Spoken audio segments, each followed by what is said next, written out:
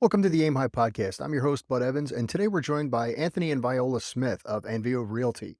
From a single vacation home purchased during the 2010 market crash to owning 31 townhomes and condos, their journey epitomizes strategic growth, resilience, and smart investing. Key takeaways from this episode: the power of long distance investing, leveraging extra income for property investments, and finally, the advantages of focusing on townhomes and condos instead of single family homes. Join us for insights on building a robust portfolio, where we provide real estate investors with the tools to achieve generational wealth. This is the Aim High Podcast, episode 62. Good day, high flyer, and welcome to the Aim High Podcast. Today, I have the pleasure of being joined by Anthony and Viola Smith. Guys, Hello. it is so good to have you here. The book, the rentals, all your Tennessee, you're on the beach, you're in the mountains, you're everywhere. So, give me a Give me an introduction, please. Yes, but we're Anthony and Viola, and we're a husband and wife real estate investing team, and we own Anvio Realty. And Anvio Realty owns 31 townhomes and condos in North Carolina, South Carolina, Florida, and Tennessee. And we enjoy being investors in those four areas and beyond. We like long distance investing. That's what's unique about us. And we started in 2010 when the market crashed, right? And I was a stay-at-home mom with my daughter, my wonderful daughter, our daughter, Yes. and and I went back to work. And so we said he was paying all the bills. And so when I went back to work, we said, let's not spend your paycheck. Let's not bling. Let's invest this money, right? And so it was his idea. He said, let's buy a vacation home. And I was like, oh, I wasn't for it because it was like, oh my gosh, you're scared because it's Yeah. so much money. And the market had crashed. So Yeah. he did all the work. He worked with, he found the bank, he got a pre-qual letter, he did it all. And I was just sitting there, just shaking. And we were in the deal and he said, let's go to Kissimmee, Florida. So we drove from Dallas, Texas to Kissimmee, Florida. And it was in 2010 and the market had crashed. So he had found a beautiful townhome that had sold for for $200,000, and it was on sale for $73,000. And so we found it. Make a long story short, so we found it, we loved it, and but we were in there and we were getting an inspection, and he said, "We're not going to be here. So what do we do? We need to get somebody to manage this thing." So I went to a property manager, and the property manager said, "Why don't you rent it out?" And we were like, "Huh?" But she said, "Oh, why don't you rent it?" Because it's so much the mindset. But and Yeah. so he said, "Rent it out and give it to your bank account, and we'll just send you the fund, and we'll manage it." So like it rented like in 3 weeks, and when we got the first check, and it had covered all of our bills, because they say, "Oh, you're gonna run a property, blah blah blah." It doesn't hit home until the money hits the bank. And when we had, it was only $200 left over, but it was like free money. Yeah. Somebody had paid my mortgage, paid my taxes, paid my insurance. It was the best. And when it hit the bank, we said, let's do this again. So then we went to Jacksonville, Florida and bought three. And then we just kept buying and we would just save all our money. Everything we made with our W-2, we would just save the money and we would find ways to save money, just any kind of way, cut cable, don't buy this, don't buy that. And we really were because we were just trying to hurry up and grow. Yeah. And we had originally planned to do 7 homes, and then we just kept growing. We just Yeah. kept, and what else we're going to do with this, Michael? We made a lot of sacrifices, but it's been wonderful. And so we were able to do it with no partners, and it changed the trajectory. It made us multimillionaires, right? So it changed the trajectory of our future. And we love it. And so right now we try to teach other people because other people are so scared to do it. Yeah. And it changes it's wonderful. Right. But we found that we like townhomes and condos. Mhm. That's pretty much what we stick to is townhomes and condos all the Mhm. Yeah. So let me go down that rabbit hole here because here's the thing that everyone says: you can't do townhomes and condos because a lot of them have HOAs. Uh-huh. We love them. So we found We that like we love townhome condos for that reason. We Mhm. like HOAs, the fact that they are an extra set of eyes on not only the individual unit that we buy, but also the community as well. So yeah, there's the HOA fee, nothing free in real estate. You're going to have these extra set of eyes that's watching over the property, maintaining the resale value, maintaining the community value, and making sure everyone behaves properly in a multifamily environment. And that's what we like about it. So when we buy these townhome condos, we go in with the idea of not doing heavy renovations. We pretty much stick to new paint, new flooring, new appliances, new AC units. And that's worked very well for us. And being low distance, the condos and the townhomes, you have two sets of eyes because you have your property manager that's watching the inside and the HOA that's watching the outside. And if you have a good HOA, they're priceless. Yes, they do take out of your money, but then, okay, so for example, we had one HOA and we needed a new roof. Okay. I didn't have to call a roofer. I didn't have to take any bids. I don't have to supervise the roof being done. I don't have to do any of that. And that's a lot of time, especially when you already work a job. So they put a new roof on there. We even had one HOA where the builder he didn't do a good job building the community, right? They took him to court. It took 3 or 4 years.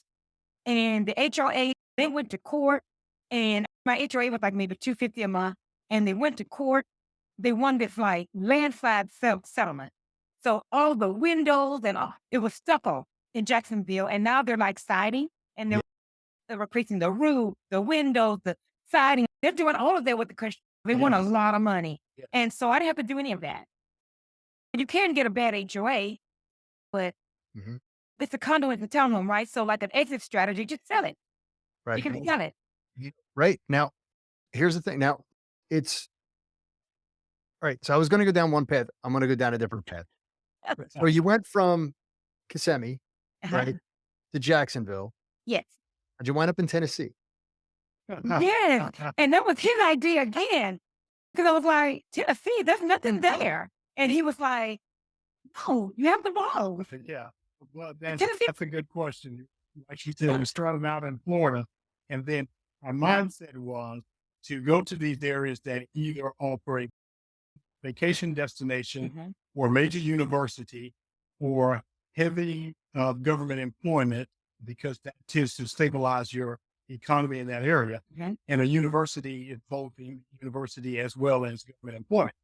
And I came up with this idea of University of Tennessee and introduced it to Viola, and she was their eyes. She was like, why?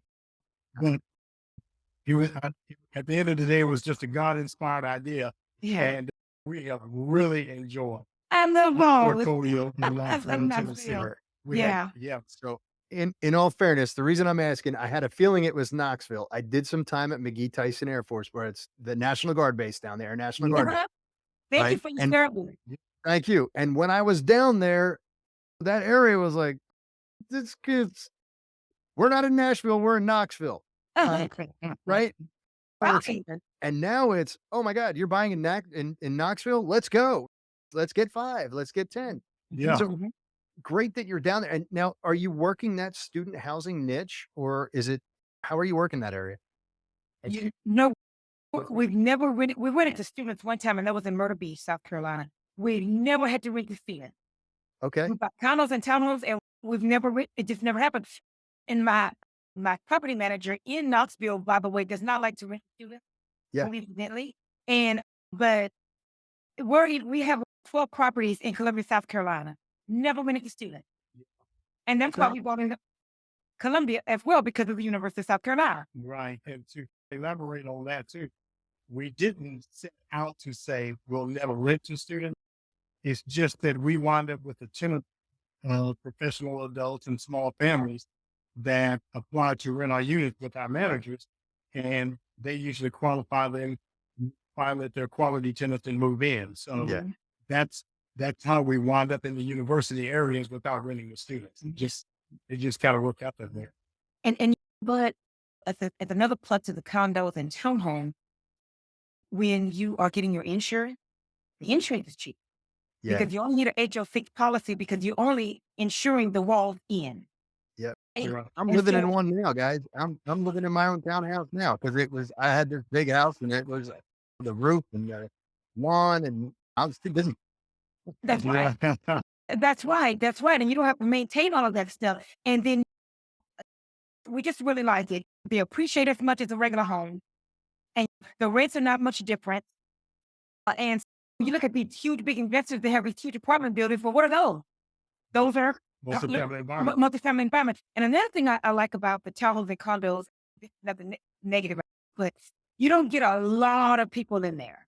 Yeah. With a single family home, you can invite your cousin family, your nephew family, and that's okay. But then with you have more supervision when there's a condo and townhome because you don't want anybody tearing up your place that's above your security deposit. Yeah. That's realistic. And so that's why we also like it's more of a controlled environment. People know what's going on because the walls are connected and the community is closer. So you have more eyes watching your stuff. Okay. So that's why we like it. Single family homes are great. It's just not been our niche. Okay. And that's great. You have a property manager who's filling out if your HOA has annual paperwork that needs to be done. Mhm. They're taking care of that for you.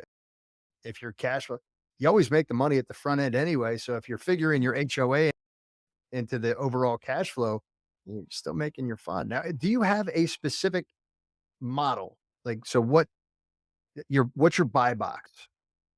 Okay. That's a good question. So again, townhome and condos, and what we typically look for is those townhome and condos that are in good school districts Mhm. that will offer us a profit, but at the same time, rent that's achievable by middle class. Okay. That needs middle We class. found that to be the sweet spot. Mhm. Townhomes and condos that are affordable to the middle class. That way, you are positioned in your market such that if there is a downturn in the economy, your tenants will still be able to access your unit and afford them well with middle class jobs without depending on a superstar corporation to move to that area and pay enormous salaries so that they can afford the property. That is so true.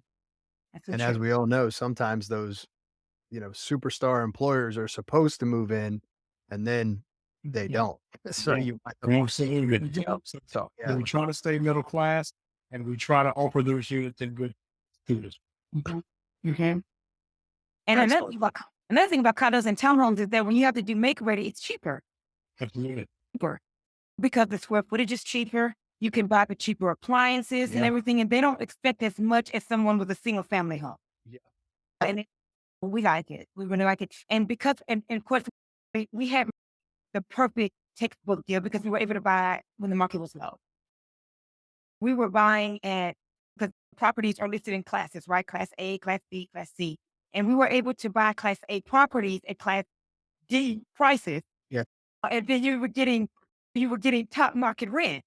So Right. like our rate of return was like 15% or so. And that's including the 10% HOA fee, that's 10% a property management fee, and then the fee that includes the fee that they charge to place antennas, the fee that they charge because property management, a lot of time they charge 2%, but they charge extra to place a tenant. They charge extra Right.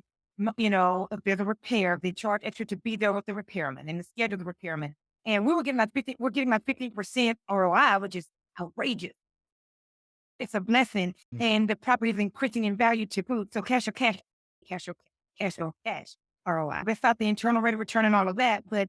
But we tell people we met with a lot of people.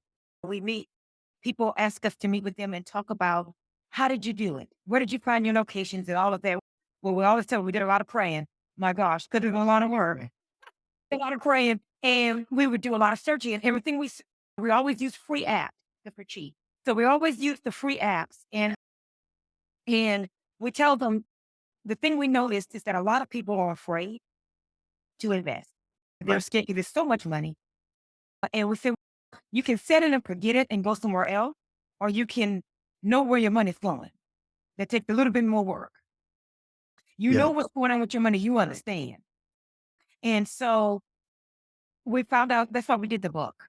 We did the book because so many people are afraid. So we did the okay, so let me advertise the book. Hold on. Yeah, kill the book, please. And listen, I want to go right into this because I'm just going to say this. Usually somebody writes a book and it's about how to buy a rental property, how to borrow rental property, how to buy a mobile home. You guys went with this is how you teach your family how to generate wealth for generations. You got it. You got it. We tried to do a very simplistic workbook. And that's what and our daughter wrote it with us. Our wonderful daughter, Victoria, she wrote the book with us. And what we tried to do was answer the questions everybody always asked us. And we said, we tell them, because if you tell somebody, oh, you need to buy 20 properties, they're like, it blows their brain, right? Because if they've got a consumer mindset, first they got to change their mindset to be investor. And then you're telling them to buy 20 properties. That's quite a fee. And so we like to tell, and so we wrote the book, The Worth, the Work, and the Wealth. And our family's got to wealth in real estate, and it's sold on Amazon. Only $20. It's cheap. And but what we tried to do, we tried to Forgot my make it favorite part of the title, Viola. Cha-ching. change. I haven't changed. And what I think, and unlike a lot of the books, I think we tried to go further in that we did teach on some of the key indicators when evaluating potential rental properties. Not only did we identify some market, but also the key indicators that brand new investors should consider when they're looking at areas.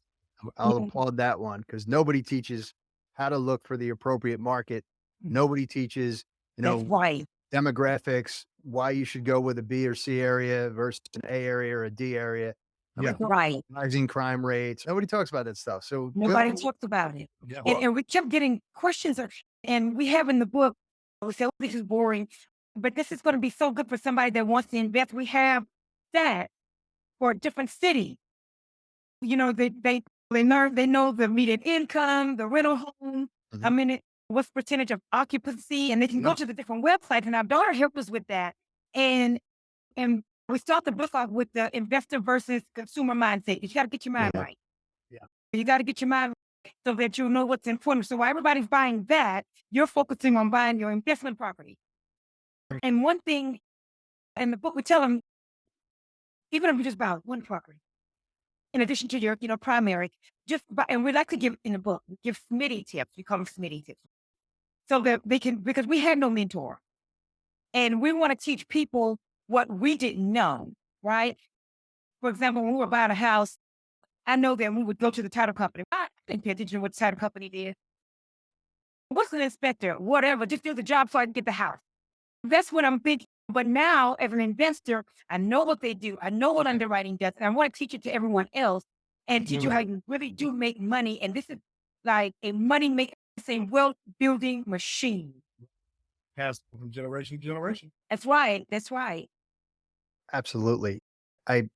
My wife and I were talking about Christmas presents, and I was just sitting there going, and I promise there's a point to this because I'm sitting there going, she's like, maybe you should we can get you a suit. I'm like, why don't you just get me a blanket and save the money on the suit and let me put that towards another house? You know what? It almost becomes addicting, isn't it? Yeah. Well, listen, I did get my son to buy a 2-bedroom, 1-bath, or I'm sorry, 2-bedroom, 1.5 bath townhouse in Elmira, New Jersey, right down the street. With the intention of saving their money and then moving into their forever home. And I got him thinking, Dad, I want at least 5 rental properties to pay for my mortgage. See, one of them left is very good. Very good. That's a win. That's a win. That's Yeah. hard. Even if you just buy one property, in addition to your regular home, you have a piggy bank. Yeah. You have a piggy Correct. bank in your retirement. You can cash out refi. You Yep. can sell it. You can rent it. And when you're talking about a piece of property, you're not talking about a little bit of money. That's a lot of money. 100,000 plus is a lot of money. 200,000. Yeah. And so that's a piggy bank that someone can have. It's worth the sacrifice, in my opinion. Yeah. It's very Oh. much worth the sacrifice. I fully agree. My wife laughs at me because I'm retired military Uh-huh. and I have the police pension too because I did 13 years as a cop. And my wife will tell you that I work harder in my office now for myself than I would ever work for anybody else. I thought I was hard back then. Uh-huh. You're working out and you're going in, you're doing your 6, 8, 10, 12 hours a day. Uh-huh. That's easy. W-2s are easy. It's actually doing what you guys are doing, buying your properties, sourcing the deals, not only that, once you hit a certain point, reaching out and teaching other people exactly how you did it, because we all understand that it's about collaboration over competition. Absolutely. And like he always says that of the limitations, he always say you Yeah. About that mindset. And like you said, teamwork makes the dream work. And Viola and I discovered that as we were building through the years and building, we discovered if you stick up for your limitations, you'll always have. Yeah, and we love it. We're able to do it with our W-2 thing. Now you will get to the point where you can buy more stuff if you want to. If you want to bling, that's okay. There's nothing wrong with that. Mhm. It's just that handle business first. Yeah. It's like Robert Kiyosaki's Porsche in Rich Dad Poor Dad. You want that fancy car that you've always dreamt of? No problem. Buy enough houses to make the payment. There you go. That's what I'm talking Right. about. Absolutely. That's what I'm talking about. And we love it. God blessed us to just stumble into it. And it's been the best. Investing is way more than impressing to us. It's much more fun. Yeah. Much Yeah. more I don't remember who said this, but it might have been George Carlin who said, "You're buying stuff to impress people that you don't even like." Yeah, it's dressed to impress. That I don't know, man. I'm wearing a t-shirt and a pair of pair of joggers and slides right now. 'Cause That's right. dog, that's it. I'll sit Yeah. here until 9 o'clock tonight on doing this on Zoom calls, on StreamYard, recording podcasts, But it's making okay. deals, and running a property management company. It's all good. That's right. Absolutely. That's right. That's Absolutely. right. And it's so profitable. We're just done. We say, dang, well, you could have started this like as teenager. Yeah. Get into Right. real estate because it really is. It should be taught in school. And listen, I get to sit here and talk to guys like you all day, Nice. right? we It's are- not a bad thing. Yeah. Look, I don't care how many tens of people are listening to my podcast. The bottom line is, hey, I'm having a great time. I'm meeting great people, and you guys are fantastic. So Well, thank you. I will tell you, before we go into the final four, there's always one question that I ask. Okay. Your wealth increased, what you learned. I can chime in on that one. As the wealth increased, what we realized is it's really hard to beat real estate when it comes to building wealth and passing it on from generation to generation. And another thing we learned is many people, when it comes to success, they want to ride the elevator, get there fast, but you have to be willing to take the stairs. Yeah. It's Yeah. not a good, rich, quick scheme, but it is very much so worthwhile, and it really will build generational wealth, present day and generational wealth, not shadow wealth where you're impressing with the fancy trinkets and fancy cars and things like that. Nothing wrong with those things. Yeah. But if you're using those to pretend that you're somewhere financially that you are not, you will find that will disappoint down the road. It's nothing like real estate to build real wealth through the years. That's so You true. nailed it. You nailed it. Hey, have you guys ever read The Millionaire Next Door? Friend of ours told us we were millionaires next door. I will have to read that book. Yeah, you guys listen. I do it myself. I have a used car. It's 7 years old. I bought it as a lease turn in. It's an Audi. It's a nice A6, but it's not top of the line 2023 A6 that I trade in every 2 years. I buy it, I keep it for a long time. My wife's driving a 2015 A3, little cute car, a little sports car to fool around in. Yeah. Don't spend a lot of money on clothes. I got a couple of things that I like to do that I do, but yeah, guys, you're not flashy. But But here you're- you are. You're cha-ching, cha-ching. But right? you're multi but you're a millionaire. Exactly. Your net worth is flashy. Yeah. And you know what? Bam. I have a Lexus, what is it, 400? It graduates high school in May. Yeah. It's as though we wear that car out. Yeah. I Damn mean, yeah, you just enjoy it. You can go out and buy a Yeah. car cash. Right. Spend $50,000 on a car cash, but why? Yeah. Use it on a house or do something My- else with it. My Amen. wife said to me, Travis Kelsey has a Rolls Royce. I said, okay. I hope he's investing. In the book, not that, but professional people than in the book. And they kill Yeah. you. I'm not saying that. But we mentioned the fact that in chapter 1, that, it's a mindset. Most, and it's statistical, most Yeah. professional athletes end up broke. They they don't stop spending. Chris Carter started a mentorship program with the or the NFL just to combat that stuff back in the day because he found himself on drugs and broke. Eh, Oh yeah. Buddy Ryan traded him from the Philadelphia Eagles out to Minnesota because he was going to kill himself. Yeah. He was There's he was always wrecked. something to buy. Always. There's always something to up your purchase. Yep. All right, here we go. We're going to go into the soaring four. These are the same four questions I ask every guest who might be able to help a new investor achieve new heights. All right. right. So, question number one. Second, sorry, I got it. It's the same question over and over again, and all of a sudden, it's wait a second, I just drew a blank. All right, is what do you use to keep you motivated? One for us.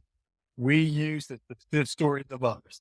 We really enjoy getting online, researching, Watching the podcast. Yes, exactly. Researching those that we know are in the business and hearing how they're negotiating the good times in the economy as well as the bad times and where they wind up when they make significant changes. And that keeps us motivated. And then I network. So when you, oh my God, you made money. His name, but I had a very good friend of mine. We were at a baseball game, and he looked at me, and he had just paid off his last rental property, and he's sitting there. Now this dude's cash flowing $86,000 a month, just sitting there. Wow. He goes, "Hey, bud, do you know what to do with this?" And he showed me his TD Ameritrade account, and it had $1 million See, in yeah. cash.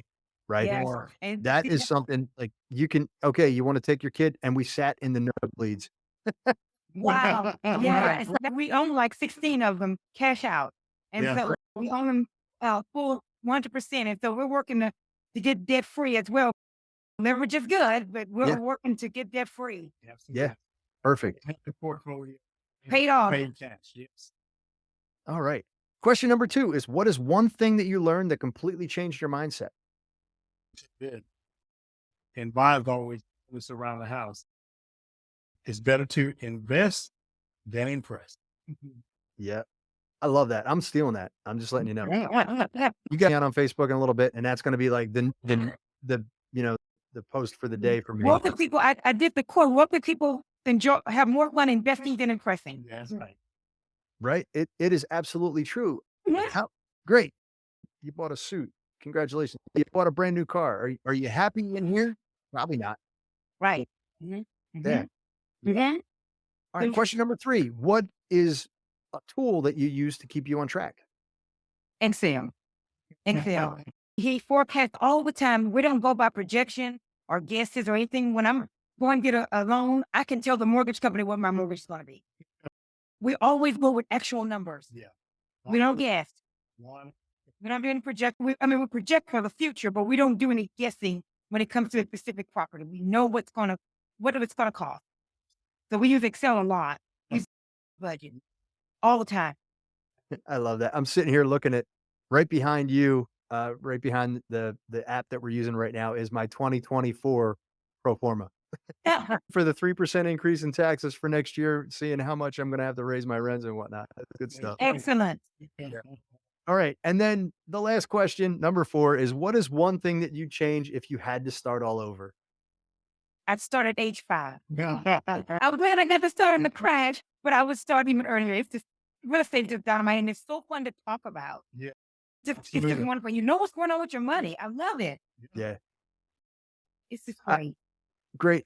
Listen, everybody says I wish I would have started earlier. Hey, you guys, it was the trifecta. You guys started at a great time. Were able to use the discounts that were not handed to you, but the discounts that were available at the time, and then did the market research and found places to invest that immediately had great cash returns. Outstanding.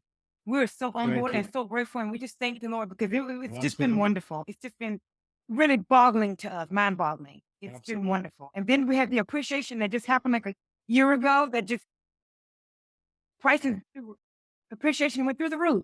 Yeah. It's wonderful. Yeah. We're very grateful, and we like to help other people. Very thankful. Magic money, appreciation and depreciation. Taxes went that way. I don't know. Yeah, dynamite. Guys, just to sit here and have a great conversation with you guys, it is fantastic. Being able to do this in my own office, my own It's a spare bedroom, by the way, in my own office and hang out with you guys for a little while. Thank you very much. Guys, if somebody wanted to reach out to you, and I'm going to put the link to your page and the link to your book in the show notes. If somebody wanted to reach out to you directly, how would they do that? Best way to reach out to us directly is our email address, info@nvorealty.com. info@nvorealty.com. Great. And it's got a phone number on the website. www. That's when you send us a message on that website, it'll go to that email. Great. Guys, I know you're, are you busy? Are you like, right? You guys are jumping the hoops. I get it. That's the way I feel too sometimes. It has been an absolute pleasure. Thank you very much for being on Same today. here. And I will look forward to talking to you real soon. Hey, if you enjoyed this video, please hit that like button to support us. Don't forget to subscribe and turn on the notification bell so you never miss out on our latest content.